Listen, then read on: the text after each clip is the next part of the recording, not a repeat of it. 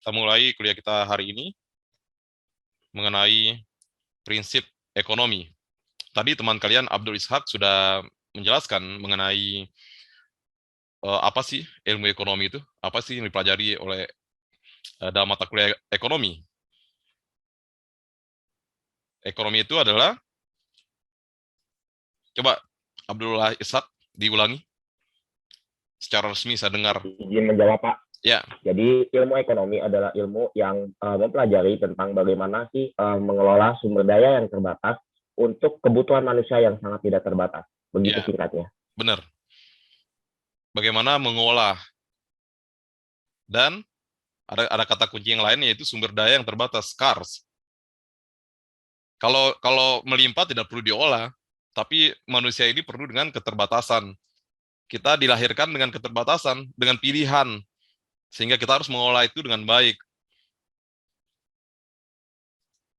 Oke. Ini dia. Itu berasal dari bahasa Yunani ya, teman-teman. Bagaimana kita mengolah rumah tangga. Mengolah rumah tangga itu artinya apa? Rumah tangga itu bisa, rumah tangga ada artinya sebenarnya, rumah tangga rukun tetangga, RW, rumah tangga perusahaan, rumah tangga negara, rumah tangga ASEAN pada tingkat dunia. Gimana cara kita rumah tangga kalau ada ekonomi custom union kayak EU, rumah tangga EU. Jadi pengertiannya luas banget kata household ini ya, teman-teman. Jadi bagaimana kita mengolah sesuatu yang bersifat terbatas tadi atau langka. Ini di mana rumah tangga, kita sebut rumah tangga tadi ya, baik itu negara, unitnya apapun itu kita sebut sebagai rumah tangga. Rumah tangga ekonomi ini akan menghadapi beberapa masalah atau keputusan yang harus diambil karena tadi akibat dari kelangkaan tadi. Yang pertama, kita belajar tentang aktornya. Who will work? Aktornya, pelaku ekonominya. Maaf teman-teman kalau bahasa saya itu bahasanya bukan bahasa ini ya, bahasa saya itu lebih ke praktisi ya teman-teman. Mudah-mudahan teman-teman lebih ngerti dengan bahasa-bahasa praktis. Yang pertama, who will work itu artinya aktornya. Siapa yang bekerja? Atau pelaku ekonominya. Kemudian, what goods and how many of them should be produced? Produk apa dan berapa kuantitasnya, kualitasnya, barang dan jasa yang harus diproduksi. Tentang keputusan itu. Kemudian, resources-nya, bahan baku, bisa bahan baku, dalam produksi bisa land, capital, and labor. Land itu mewakili tempatnya, lokasi segala macam, lahan yang harus digunakan. Terus ada di situ ada capital, ada modal, sejumlah uang, ada mesin segala macam. Kemudian labor itu mewakili sumber daya manusia, human resources-nya dalam memproduksi suatu barang. Jadi teman-teman tadi belajar mengenai bagaimana mengolah suatu input produksi, namanya itu ada land, apalagi itu Abdul Razak, capital and labor, ya kan?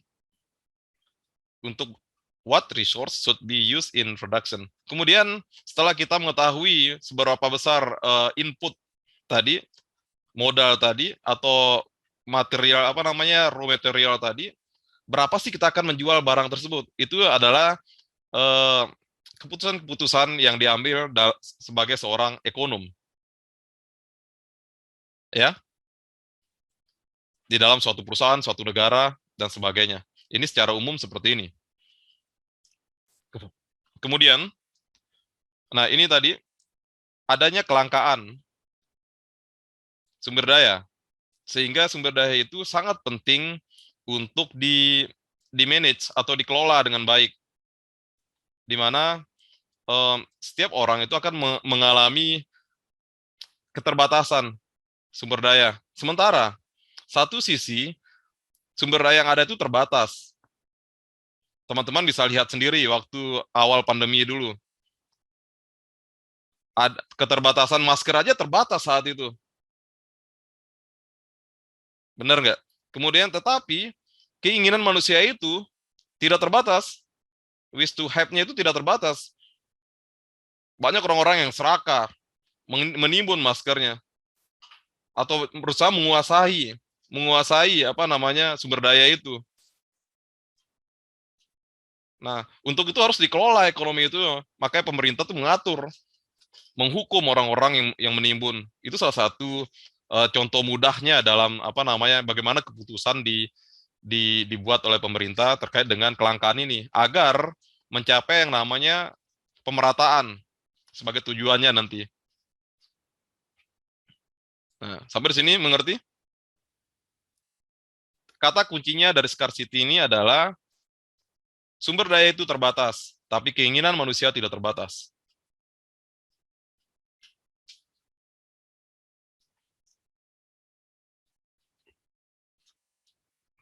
Kemudian bisalah kita ambil pengertian mudahnya dari ilmu ekonomi adalah suatu studi mengenai bagaimana masyarakat itu manusia itu mengolah sumber daya yang sifatnya terbatas. Simpelnya seperti itu saja untuk mata kuliah pengantar ini. Nanti selanjutnya di mata kuliah selanjutnya saya harap bisa lebih berkembang lagi. Ya, pengertian ini. Itu dipegang dulu. Nah, kalau saya sebagai praktisi itu tidak begitu peduli dengan pengertian-pengertian. Yang penting teman-teman paham prinsipnya seperti ini, udah. Prinsipnya ada kelangkaan, makanya harus di-manage itu aja. Nah, bagaimana seseorang, bagaimana kita mengambil keputusan dari kelangkaan itu? Atau kenapa kita mengambil keputusan? Yang pertama, manusia itu akan menghadapi yang namanya pengorbanan. Ngerti nggak pengorbanan?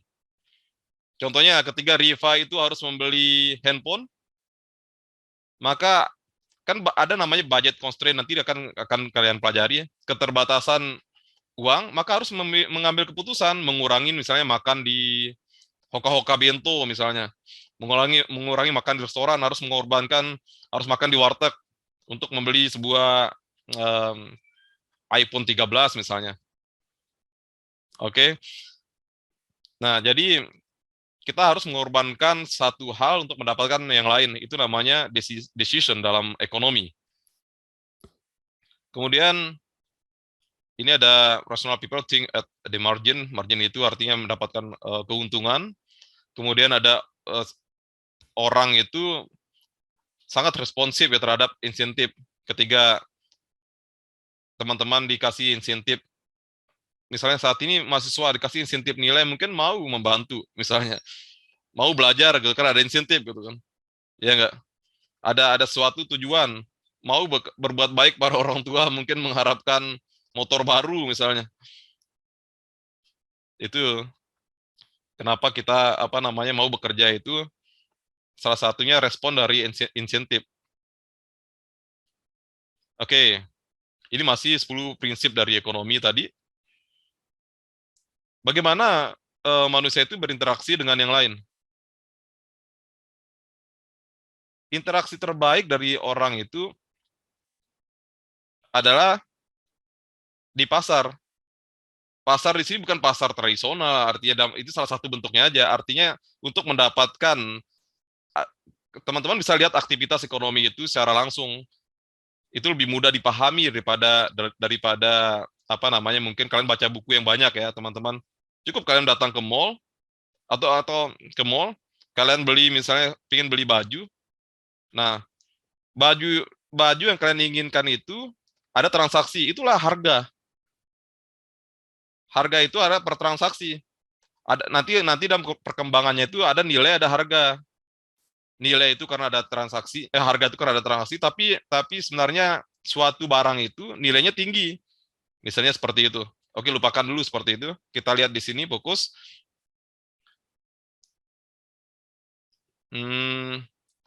Di mana pasar di sini itu adalah salah satu cara terbaik untuk melihat untuk mengolah aktivitas ekonomi.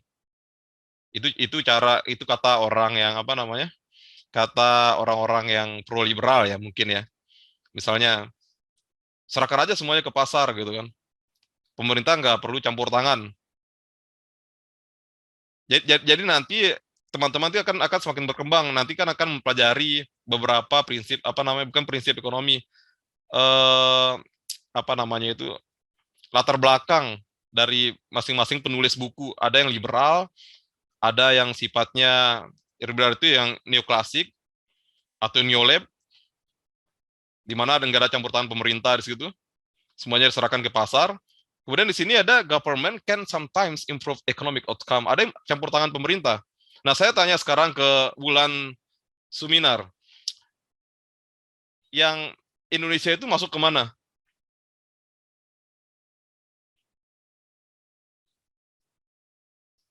Kalau kita belajar dulu kan pasal 33 ayat 1 itu sumber daya penting segala macam itu dipegang oleh pemerintah. Beda sama negara-negara kayak negara-negara liberal kayak Amerika gitu kan, di mana swasta yang mengambil peran besar dalam ekonomi. Kalau kita itu mungkin bisa kita bilang 60-40 ya, di mana misalnya listrik itu bukan sometimes ya, always. Kalau di sini government can always improve economic outcome. Mungkin yang ini nih, kata yang ini. Ya. Sampai di sini bagaimana? Ngerti, teman-teman? Apa saya terlalu cepat? Oke. Insya Allah mengerti, Pak. Oke. Mengerti, Pak, insya Allah. Insya Allah. Ya. Insya Allah paham, Pak. Ya. Kemudian di sini kita melihat bahwa the force and trend, di mana tekanan dan tren yang mempengaruhi ekonomi secara umum. Pertama adalah standar hidup dari suatu negara. Ini akan mempengaruhi akan berpengaruh terhadap pola ekonominya. Coba kita lihat di Jakarta misalnya, dengan penghasilan negara kita yang tidak besar, mungkin ya Avanza atau maaf saya analogikan ke dunia nyata ya, misalnya kalian melihat Avanza dan produk-produk yang artinya mobil-mobil menengah lah yang banyak kalian lihat di jalan. Beda halnya kalau kalian ke Dubai. Ini untuk menjelaskan bagaimana standar hidup itu akan tergantung pada country's production. Country production artinya output, GDP, pernah dengar pertumbuhan ekonomi, apa yang dihasilkan oleh negara-negara tersebut. Ya, kalau kalian mungkin, saya pernah ke beberapa negara. Kalau kalian datang ke misalnya ke Kamboja, di Kamboja itu mungkin ya standar hidup mereka sederhana, kayak provinsi, mungkin lebih sederhana lah daripada Indonesia. Karena apa? Karena mungkin country's production mereka tuh lebih rendah daripada kita. Ya, ini ingat, ini tren yang mempengaruhi ekonomi, bekerjanya ekonomi secara umum ya. Nanti saya tanya di ujian, ditanya Pak Diki di ujian nih, jawab ini aja. Disertai dengan contoh ya. Kemudian harga itu akan meningkat ketika pemerintah terlalu banyak mencetak uang. Kenapa itu? Teman-teman pernah lihat ini nggak? Pernah dengar negara Zimbabwe? Pernah, Pak. Pernah, Pak. Pernah, Pak. Berapa harga 3 telur di Zimbabwe? Izin menjawab 3 miliar, Pak. Udah lebih sekarang, 3 triliun mungkin. Oh, untuk lebih jelasnya saya liatin ke sini.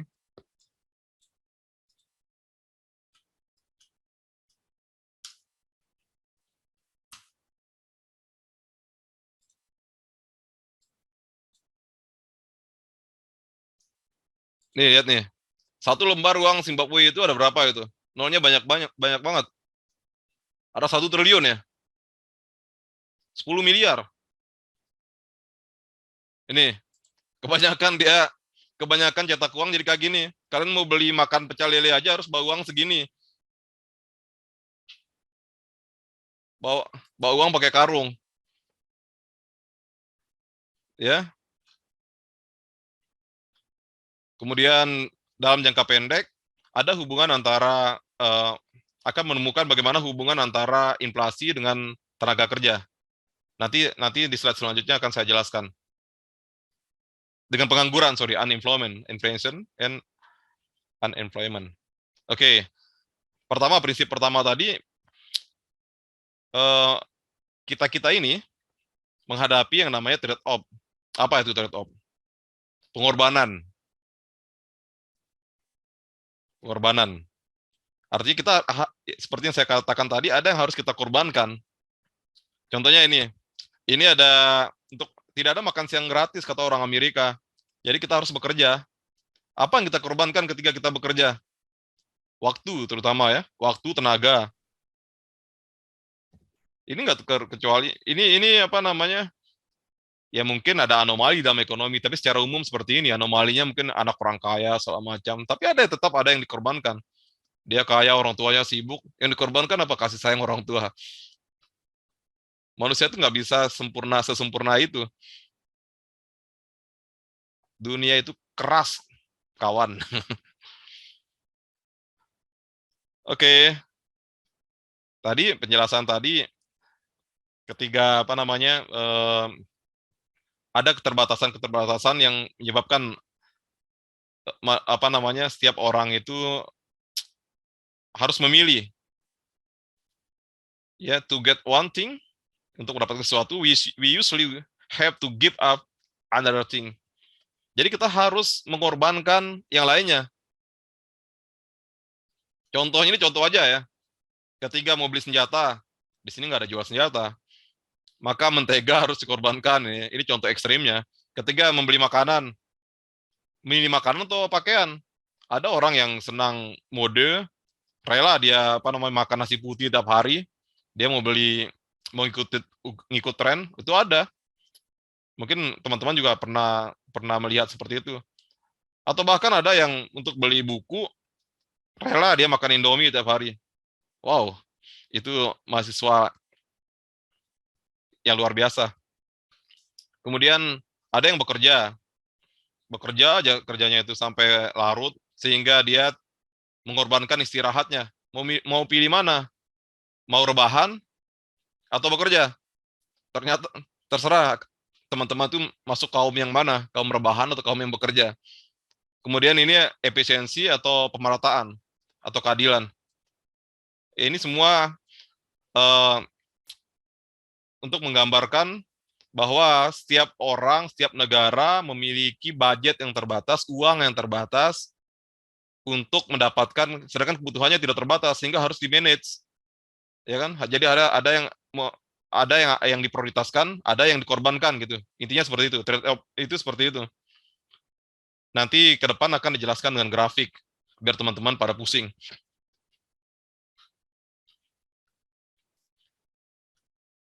Oke, ini efisiensi versus equity. Efisiensi ini berarti masyarakat itu mendapatkan apa namanya? Efisiensi itu mendapatkan sesuatu dengan intinya itu adalah sesuatu yang efisien gitu. Dengan pengorbanan yang kecil menghasilkan apa namanya? Sumber daya yang besar gitu. Intinya seperti itu. Nah, kalau equity itu keadilan, bagaimana masyarakat itu terdistribusi atau mendapatkan sumber daya itu secara adil. Jadi ini dari sudut pandang pemerintah, kalau menurut saya efisiensi, apakah memilih efisiensi atau equity tadi. Efisien, misalnya gini, misalnya misalnya contohnya begini aja deh. Saya punya bengkel misalnya.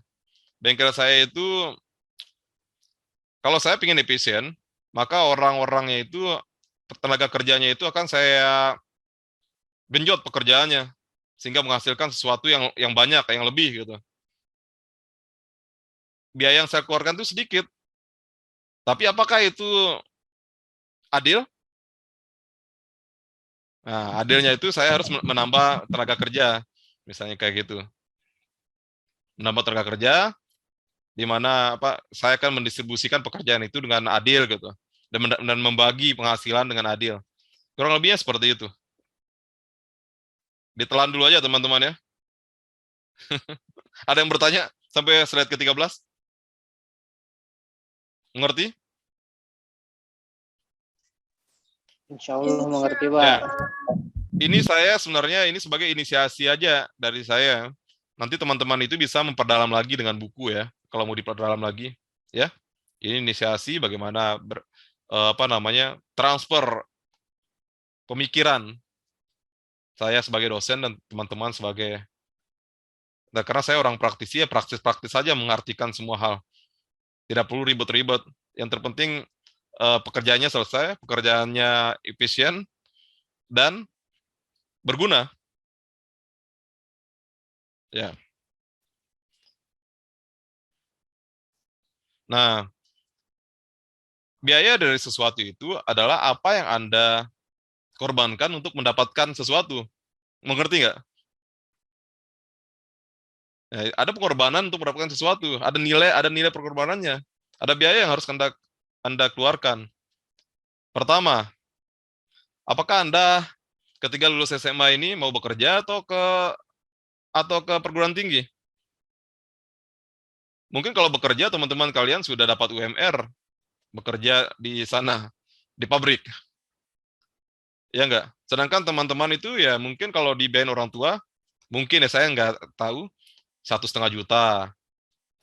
Atau ya UMR kan 4.400.000 kalau Anda bekerja. Kalau Anda mengorbankan waktu Anda untuk belajar, maka Anda mendapatkan segini. Tapi apa yang Anda dapatkan yang lain?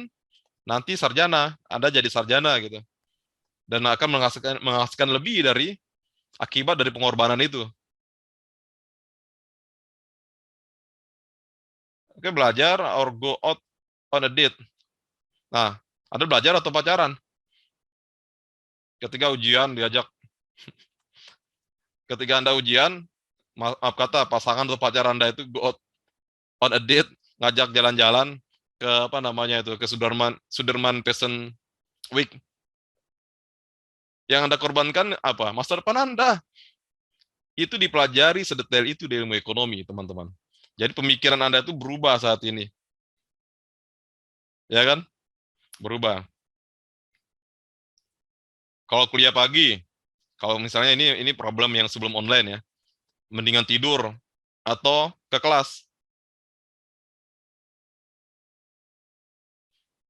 Nah, itulah yang kita namakan dengan opportunity cost. Ada bisa menjawab apa itu opportunity cost?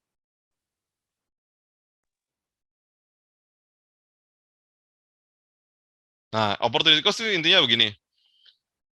Ketika kita melihat mudahnya seperti ini ya, kalau di dunia nyata ya. Ini ada mobil nih. Saya punya mobil misalnya.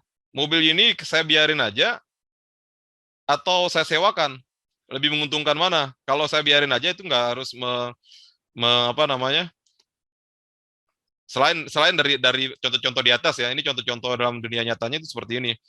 Opportunity cost dari sebuah mobil misalnya. Kalau saya biarin itu, saya akan tidak saya pakai, itu tetap aja saya harus menanggung depresiasi, pengurangan nilai. Kalau saya jual akan murah. Tapi kalau saya sewakan atau di apa namanya? Rental. Di rental. Pak. Ya, di rental itu ada nilai opportunity-nya. Nah, selisih nilai ini yang namanya opportunity cost.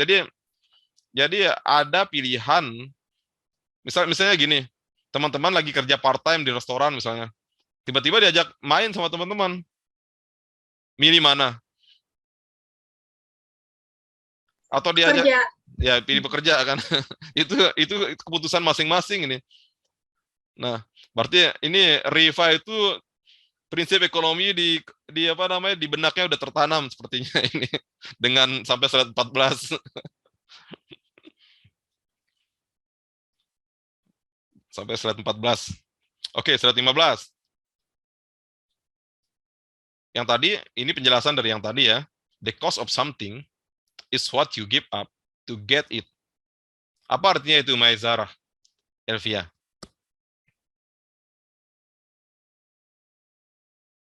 Keuntungan yang kamu dapatkan itu berasal dari apa yang udah kamu relakan gitu. Ya, the cost of something itu artinya ya boleh keuntungan atau biaya yang kamu keluarkan itu adalah what you give up. Adalah biayanya itu apa yang kita relakan. Ya kan? Pengorbanannya gitu. Give up itu apa yang kita korbankan untuk mendapatkan sesuatu. Ya, boleh? Mesara bagus. Nah, ini contohnya ini. Si Kobe Bryant ini maaf ya, ini slide-nya dari buku lama. Jadi contohnya contoh lama juga. Tapi mudah-mudahan masih relevan. Kalau contoh barunya mungkin 5 atau 10 tahun yang lalu, karena kalian pernah dengar nggak ada polisi yang keluar dari polisi untuk menjadi artis? Norman Kamaru, Pak. Jangan disebut namanya. Ini dia mengorbankan sesuatu ya untuk mendapatkan sesuatu. Itu dua pilihan dalam ekonomi. Ingat ya teman-teman, selalu ada keputusan dalam ekonomi itu. Seperti saya mengorbankan karir saya di Kementerian Perdagangan untuk bekerja sebagai dosen di UNJ. Walaupun sama-sama PNS, tentu ada yang harus dikorbankan, ada yang kita dapatkan. Ya, saya bisa sharing ke teman-teman hari ini karena ada pengorbanan saya di sana untuk mendapatkan ini, begitu.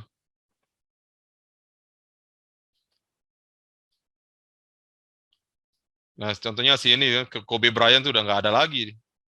Masih ada nggak? Siapa yang senang NBA di sini? Nah, ketika teman-teman salah mengambil keputusan ekonomi, setiap keputusan ini tentunya dengan pemikiran yang matang. Ini contoh mudahnya, teman-teman. Tentu ada pemikiran yang matang secara ekonomi. Itu yang ada banyak faktor yang berpengaruh nanti dalam pengambilan keputusan ini. Jadi teman-teman mulai sekarang berpikir, membuat 2 catatan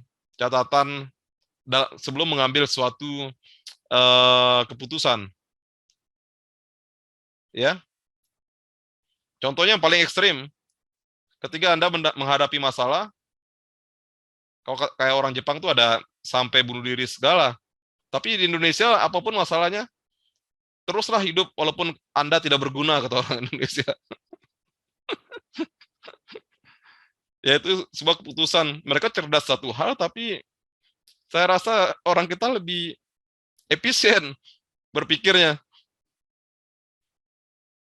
Ya. Jadi berpikir ekonomi yang saya sampaikan ini ada namanya ceteris paribus. Pernah dengar nggak teman-teman? Nanti dalam perkembangan ekonomi, artinya ceteris paribus itu adalah istilah ekonomi di mana faktor-faktor yang lain itu dianggap konstan, tetap. Kita menganalogikan suatu masalah itu, menyederhanakan satu masalah ini untuk lebih mudah dipelajari. Itu makanya ahli-ahli ekonomi dunia itu bilang, ketika kita menggambarkan pengaruh harga terhadap kuantitas gitu kan, di teori supply and demand, tentu yang berpengaruh di sini cuma harga dan kuantitas. Yang lainnya dianggap konstan. Nah, begitu cara mudah belajar pengantar ilmu ekonomi.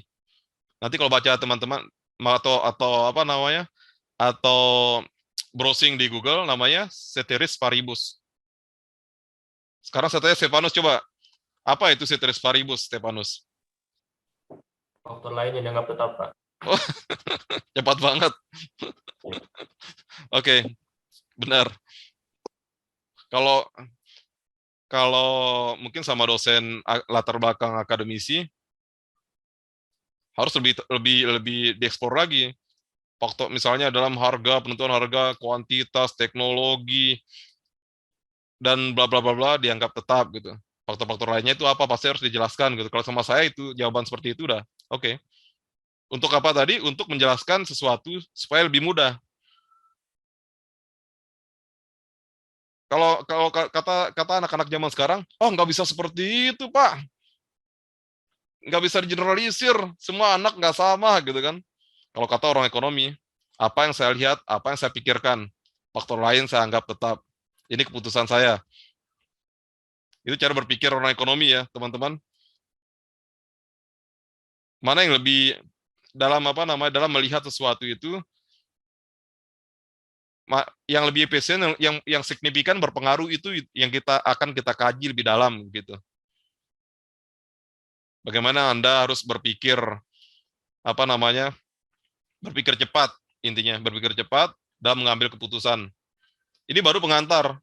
Nanti teman-teman ke depan itu mudah-mudahan, kalau sekarang kan udah mulai saya lihat semangat belajar dari teman-teman ini, saya harap jangan sampai kendor ya.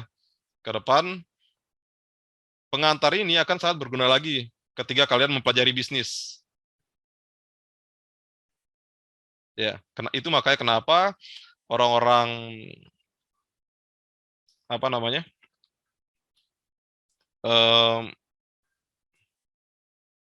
bisnis itu harus mempelajari ekonomi. Kita break dulu 5 menit. Dengar azan ya.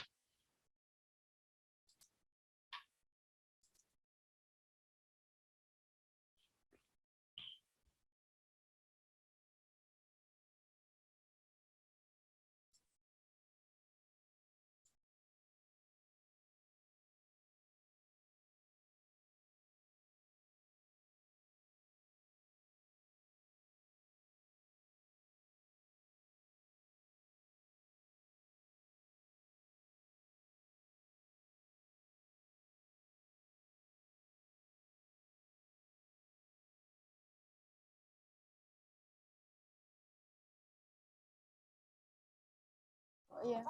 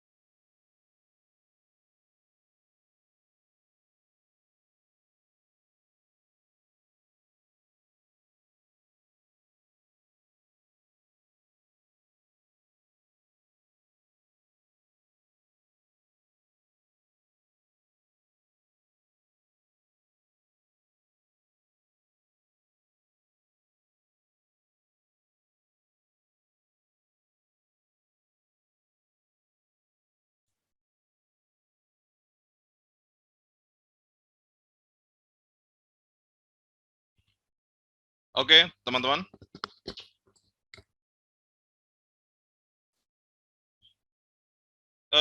Siapa yang namanya Mauricio Santanu?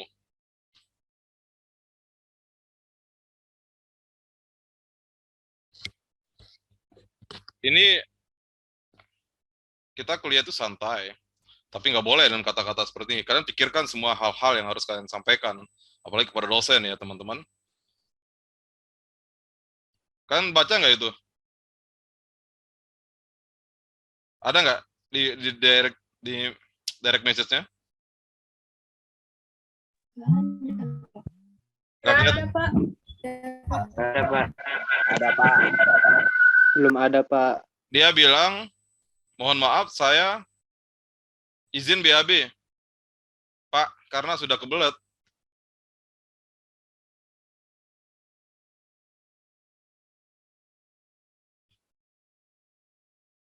Bagaimana seorang ekonom memandang kalian seorang teman lah memandang kata-kata seperti ini?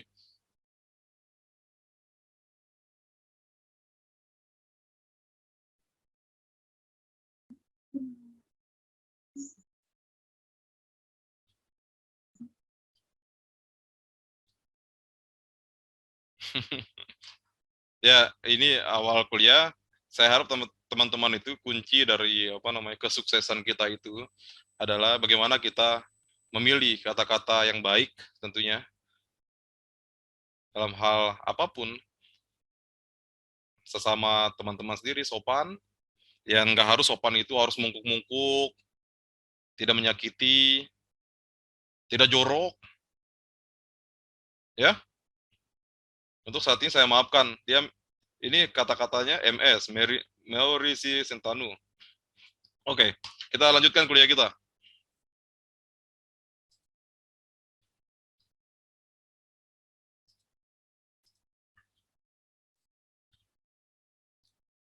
Di slide ke 16.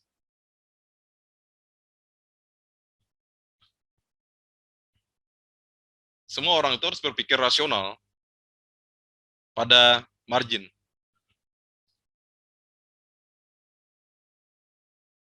Margin itu apa?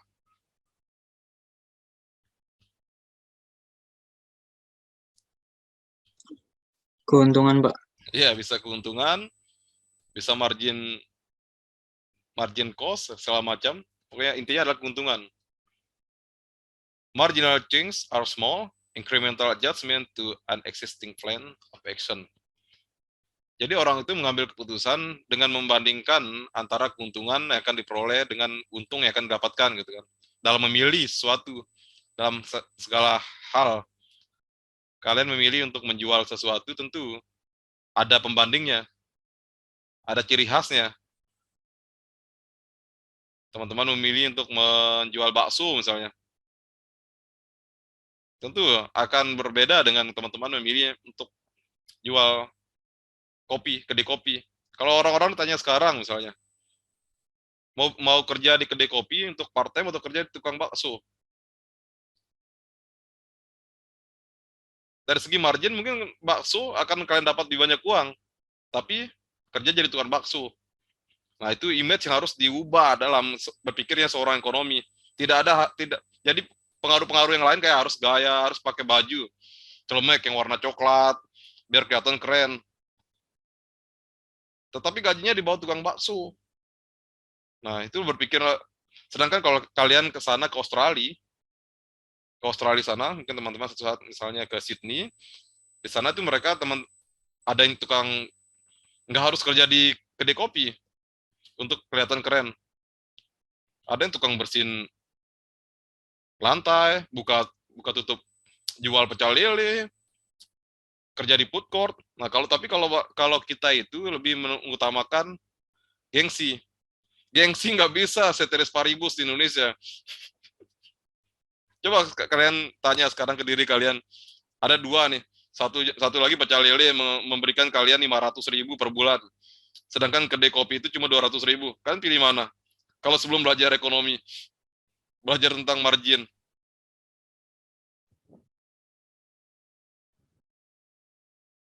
Kalau di luar sana, makanya contohnya seperti people make decision by comparing cost and benefit. Itu lebih besar. Kita harus kalau kerja jadi tukang petik apel, kalau orang Australia kan, jadi tukang petik apel atau jual koran ya, atau ngeloper koran atau petik apel, cuci pisang, atau buka tutup toko. Nah, orang mikirnya kayak gitu di sana. Karena kalau pagi-pagi di sana tuh ada banyak orang-orang Indonesia itu yang bekerja di buka tutup toko. Toko itu dibuka. Kemudian ada yang tukang petik apel. Ada juga yang kerja di tukang cuci mobil biasa di sana karena dibayar $20 per jam. Atau $17 sampai $20 per jam. Mau kalian buka tempat cuci mobil? Kalau kerja tempat cuci mobil, kalau dibayar segitu? Mau, Pak. Ya. Nah, itu jadi orang tuh membuat keputusan dengan membandingkan biaya dan manfaatnya. Itu berpikir seorang ekonomi, jangan kalian berpikir.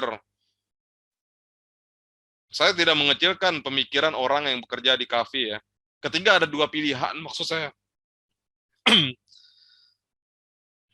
Ketika ada dua pilihan, tentunya berpikirnya seorang ekonomi itu akan berpikir cost and benefit, manfaat dan biaya yang harus kalian putuskan gitu sebelum mengambil suatu keputusan ekonomi.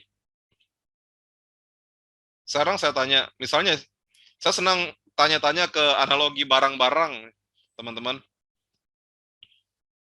Ketika Anda mengambil keputusan untuk membeli handphone misalnya,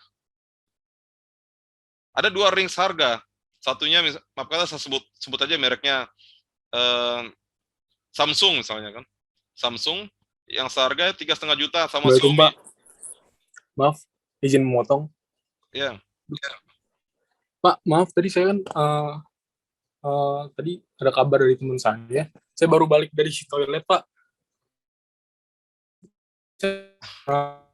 ya oke. It's okay. Jadi saya ini nasihat dari saya yang lebih senior daripada kalian. Ketika kalian memilih kata-kata, oke, saya mau ke belakang gitu. Ada nggak dalam bahasa Indonesia, excuse me, I would like to urinate. Saya mau kencing misalnya kan, ada nggak dalam bahasa Inggris kayak gitu? Enggak kan? Tapi nggak apa-apa. Saya cuma lebih ke mengingatkan. Saya profesional, tidak akan mempengaruhi nilai segala macam, enggak. Ya, saya ingin kalian tuh lebih baik aja ke depannya. Ya. Ya, Pak, sekali lagi. Mohon maaf, Nggak apa-apa. Tadi saya benar-benar kebelet banget, Pak. Nggak apa-apa. It's okay. Nah, ini tadi ya, tentang keputusan membeli, cost and benefit tadi. Seorang ekonom akan melihat ada dua di range harga yang sama, misalnya Xiaomi dan Samsung tadi ya, sebagai brand yang mungkin high level ya Samsungnya. Teman-teman lebih memilih mana? Apakah gengsinya atau memilih manfaatnya? Memilih manfaatnya, Pak. Nah, itu dia. Makanya teman-teman yang ini kalian bisa lihat perilaku ekonomi dari sekitar kalian ya teman-teman. Gampang sekali kalian melihat dari teorinya nih. Dan prakteknya seperti apa gitu kan. Orang belum terliterasi dengan atau belum belajar dengan baik dengan ekonomi itu, tentu mereka dalam pengambilan keputusan itu akan mungkin mereka tidak memikirkan cost and benefit. Mulai sekarang teman-teman dalam segala keputusan kalian memikirkan hal-hal ini. Kalian list itu, cost and benefit. Ini salah satu pekerjaan saya di Kementerian Perdagangan. Ketika kita kerjasama dengan suatu negara, kita hitung cost and benefit-nya. Jadi tidak sembarangan kita kerjasama menurunkan tarif, liberalisasi perdagangan itu tidak sembarangan. Ini salah satu contoh mudahnya seperti itu.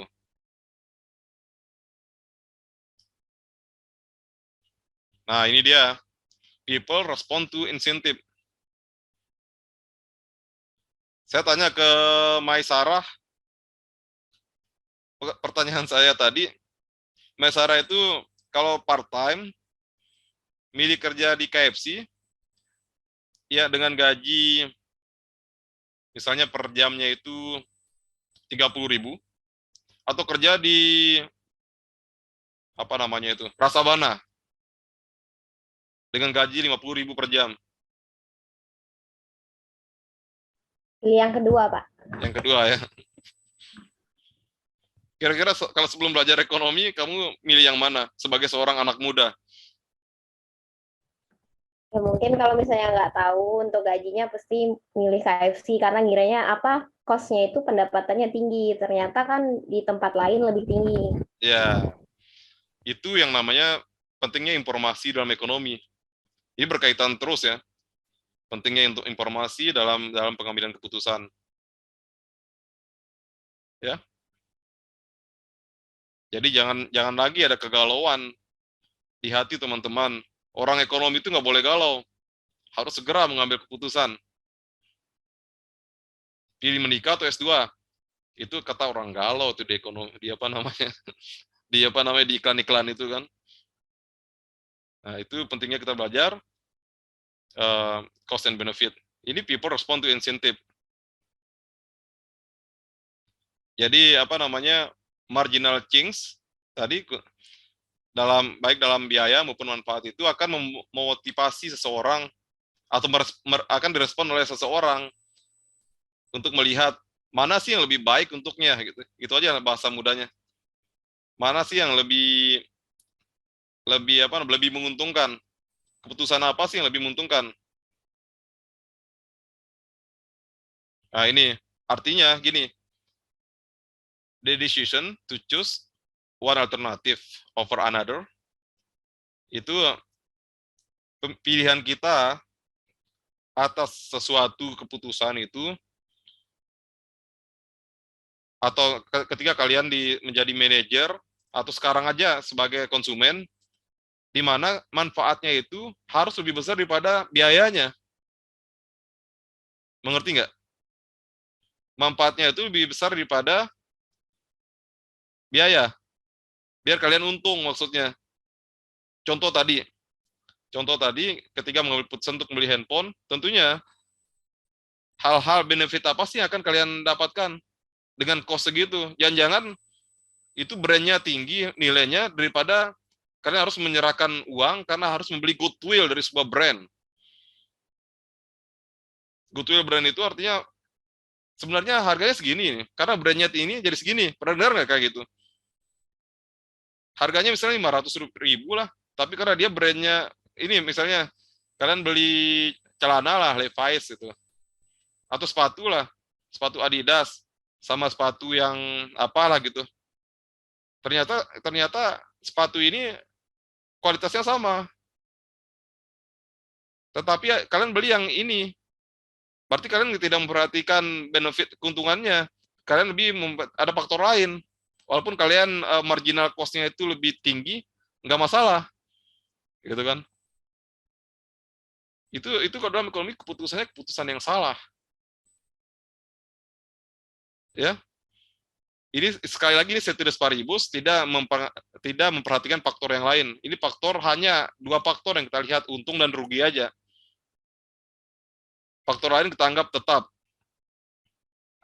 agar tadi mempermudah belajar ekonomi.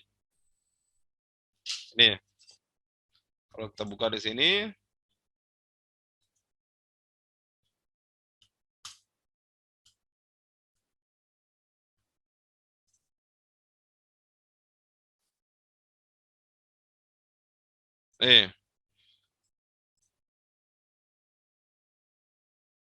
dalam hal-hal lainnya dianggap sama atau tetap, tidak ada pengaruh hal-hal yang lain. Hanya kita ingin membandingkan untung dan manfaatnya. Faktor lain kita anggap tidak ada gitu. Tidak ada pengaruh merek, tidak ada pengaruh kualitasnya kita anggap sama. Nah, tidak ada pengaruh goodwill, tidak ada pengaruh teknologi. Tentu kita akan melihat mana yang lebih kita butuhkan. Itu intinya. Yang memberikan manfaat pada kita. Oke?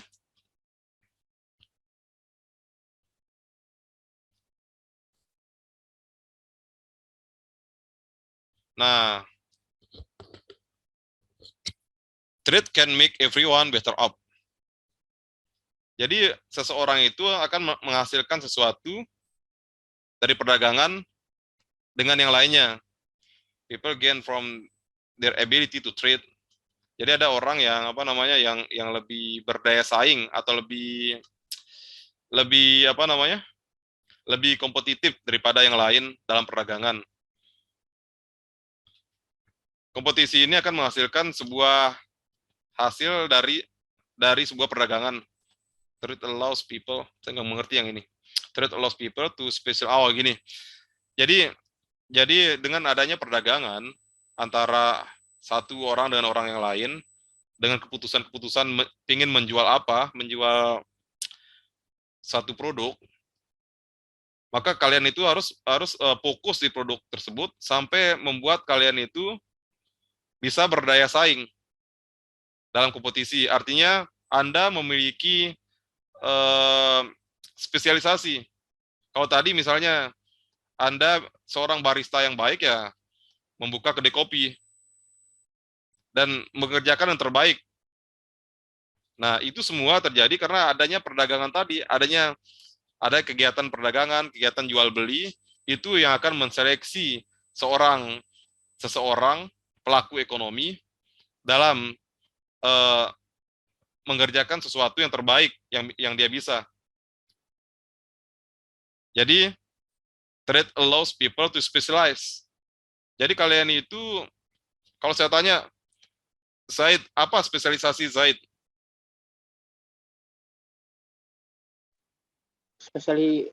Spesialisasi tentang apa, Pak? Ya tentang apa saja, terkait dengan perdagangan misalnya.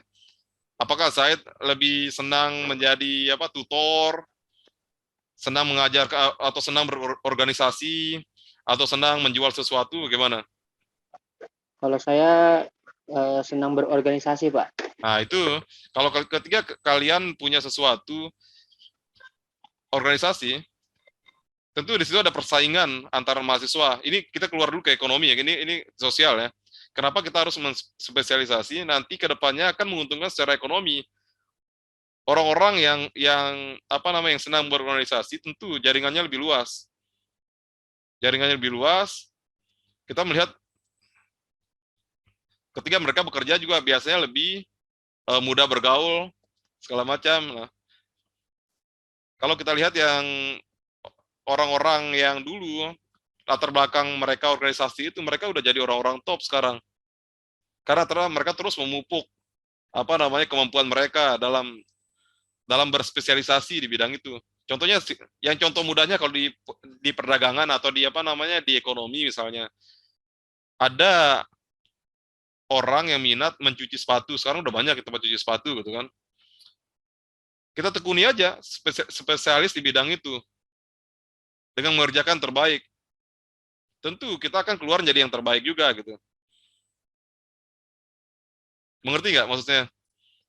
Trade allows people, perdagangan mengizinkan orang itu untuk mengharuskan seseorang itu untuk berspesialisasi dan mengerjakan yang terbaik. Nah, kalian mahasiswa ekonomi itu lakukan yang terbaik.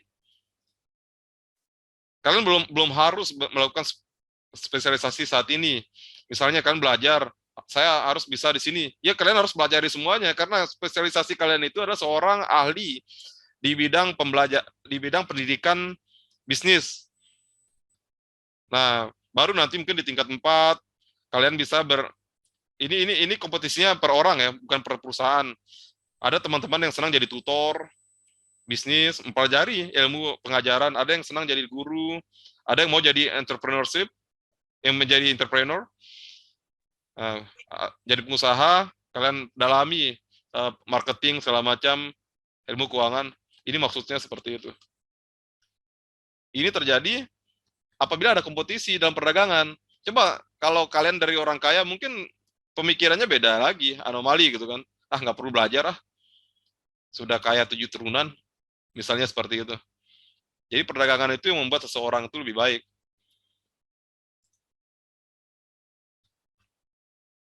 Nah ini, market are usually a good way to organize economic activity. Jadi pasar ini secara luas ya teman-teman. Bukan hanya pasar tradisional, bukan hanya pasar mall segala macam. Pasar ekonomi itu adalah tempat terjadinya penjual pembeli, bisa lewat online segala macam. Oke lah kita bilang, saya katakan ke teman-teman, saya ambil contoh analogi paling sederhana pasar tradisional aja. Pernah nggak teman-teman datang ke pasar tradisional? Kalian melihat? Pernah. Di sana itu ada terbentuknya sebuah harga. Itu karena apa? Penawaran antar ini Pak orangnya Pak. Ya, penawaran antar penjual dan pembeli. Di sana lah, ya, artinya ada dua apa namanya, ada interaksi antara penjual dan pembeli gitu kan, mengenai barang, dan juga ada jasa juga di sana. Jadi di sana tuh ada banyak, di pasar itu ada banyak perusahaan, ada banyak, enggak cuma perusahaan, di sana itu melibatkan ada banyak penjual, maksudnya itu penjual barang dan jasa yang berinteraksi untuk membentuk sebuah harga.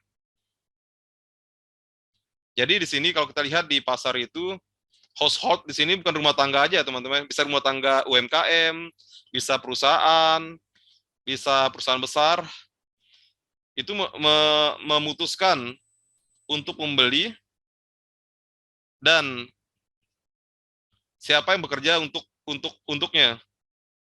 Memutuskan, artinya rumah tangga itu memutuskan untuk membeli dan untuk bekerja untuk apa gitu loh. Bekerja di mana? Rumah tangga ini, ini contohnya rumah tangga. Jadi pelaku ekonomi itu ada rumah tangga yang kecil, rumah tangga suami istri, anak, ada firm sebagai apa namanya, perusahaan, ada government, nanti kalian akan pelajarinya.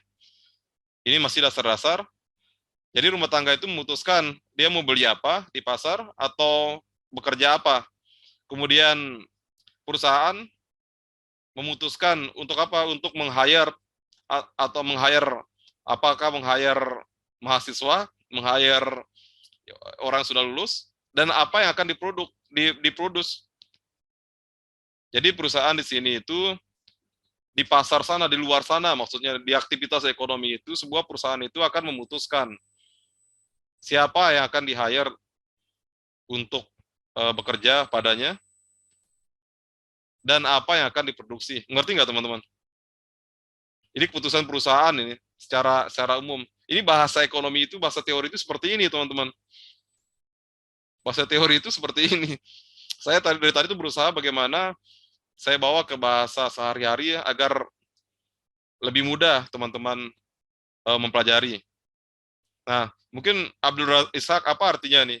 Firm decide who to hire and what to produce.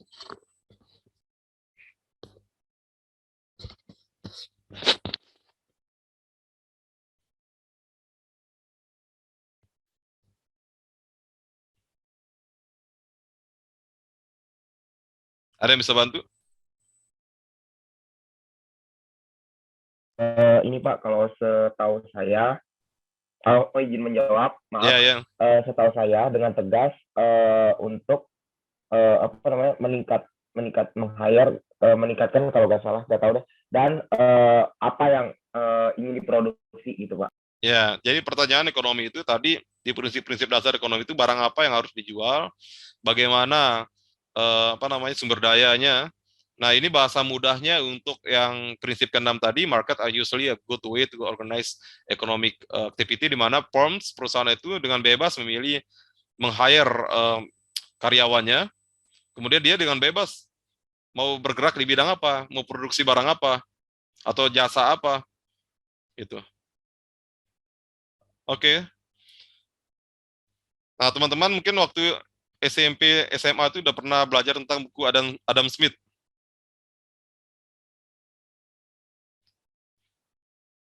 Nah, kebebasan tadi yang saya bilang tadi, di mana perusahaan itu secara bebas melakukan kegiatan, dia mau ngapain aja, mau produksi apa saja, itu di ekonomi, di apa namanya? Apakah terjadi di Indonesia dengan sistem ekonomi kita gitu kan? Apakah semua perusahaan itu boleh memproduksi listrik? Apakah perusahaan itu bebas memutuskan untuk apalagi yang menjual air kayak PDAM?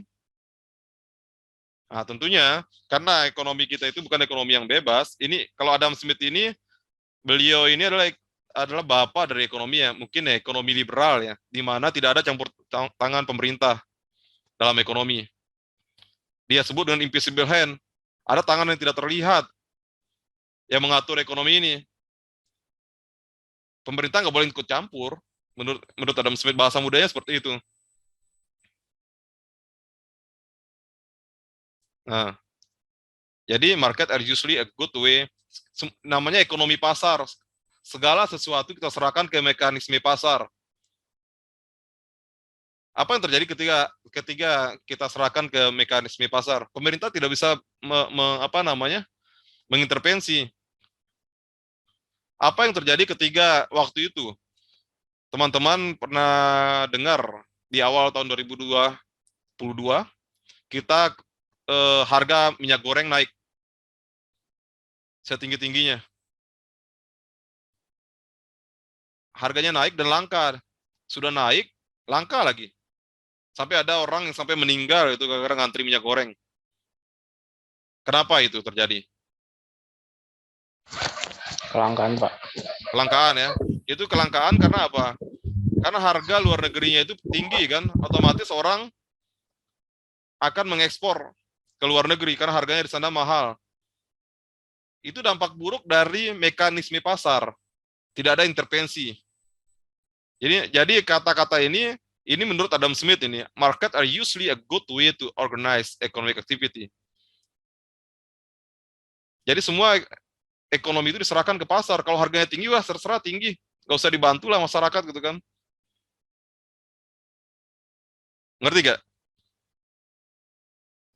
Kita serahkan ke mekanisme pasar. Nah, sedangkan di Indonesia tidak seperti itu. Pemerintah harus ikut campur. Kalau kata Adam Smith itu, ini. Adam Smith made the observation that household and firms interact in market. Cuma ada dua aja. Household, rumah tangga, dan perusahaan berinteraksi di sebuah pasar. Dan dan di guide atau dipandu oleh invisible hand. Diserahkan pada Tuhan yang Maha Esa. Invisible hand. Jadi nggak perlu campur tangan pemerintah. Ini pandangan ke-6 ini pandangan orang-orang liberal, teman-teman.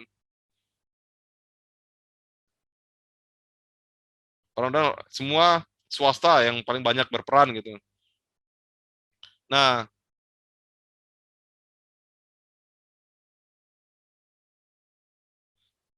jadi because household and firm look at price when deciding. Nah, jadi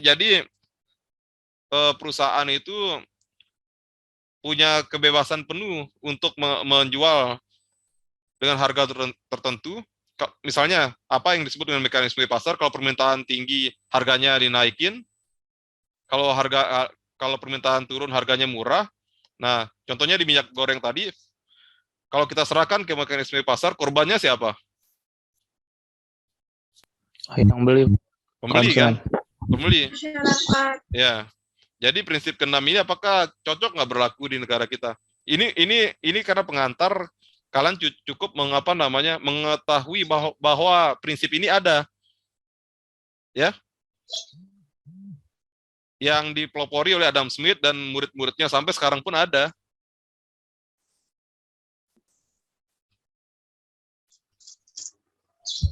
Makanya mahasiswa sering demo kan.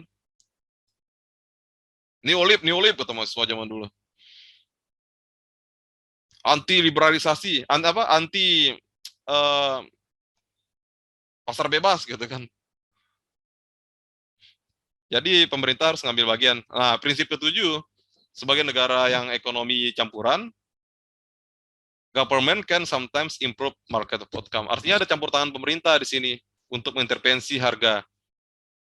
Contohnya, pas saat harga minyak goreng itu naik kemarin, apa yang dilakukan pemerintah? Subsidi gitu. Bisa subsidi. Waktu itu ada namanya pelarangan ekspor, nggak boleh diekspor. Ada DMO namanya, domestic market obligation. Jadi mereka tuh tidak bisa sesuka hati mereka menjual. Nah, ingat nanti perbedaan prinsip ke-6 dan prinsip ke-7 ya. Kata kunci prinsip ke-6 itu adalah invisible hand. Serahkan aja ke pasar, biar pasar yang menentuin. Kalau yang beli banyak, barang sedikit ya harganya naik. Kalau yang beli sedikit, ya harganya turun, itu aja mekanisme pasar. Terserah ke pasar lah gitu, nggak usah diintervensi gitu. Ini yang kuat semakin kuat, yang lemah semakin lemah. Ya nggak? Iya, Pak. Ini contoh yang negara yang melaksanakan ini apa? Amerika, Pak. Amerika, Amerika, Pak. Inggris, Iya. Pak. Ya. Ya, Inggris juga. Negara-negara Eropa, Pak. Ya, beberapa negara Eropa. Walaupun tidak ada sekarang yang lebih negara yang kapitalis secara penuh, tetap aja ada sedikit campur tangan pemerintah. Oke, nanti setelah MIT saya ajarkan itu. Setelah MIT nanti, setelah UTS ya. Ini saya mengganti aja Pak Diki di awal kuliah. Sebenarnya jadwal saya itu nanti setelah MIT.